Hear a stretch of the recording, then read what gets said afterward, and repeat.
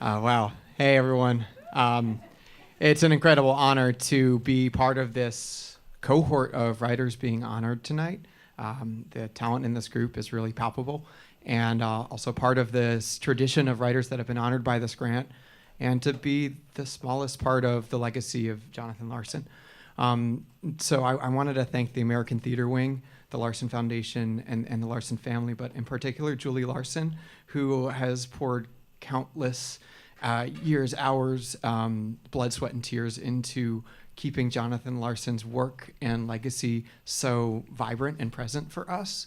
And for me as a writer, it's so important because it's a litmus test for my work, and I think so many of our works as artists. Is this story worth telling now? Does it reflect the world that we live in the way that Rent, in the way that Tick, Tick, Boom reflected the worlds that they were written in, and continue to reflect that world? I think a great theater lyric sets up an expectation to be reprised sometime later in the show. So you get the lyric stated one time, and then you get it stated again, same lyric, different context, entirely different meaning by virtue of that context. And Jonathan Larson's lyrics have that both within their shows themselves, but also they can be reprised outside of those shows in the current political moment.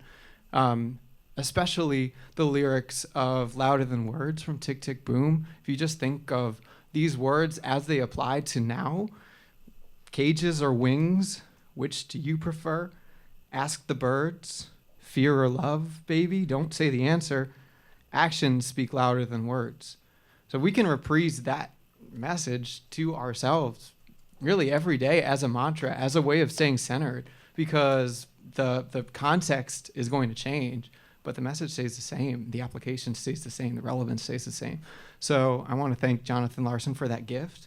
I want to thank my collaborators, my friends who are here, the creative producers I've worked with, Michael, my boyfriend, Ben Izo, my agent, Emily, my sister. I want to thank Janine Tesori, who's been an incredible mentor to me. She couldn't be here tonight because of an opera event, and she told me in her email response, "I'm sorry, Ben, opera ruins everything." She didn't mean it, but it gave me a laugh.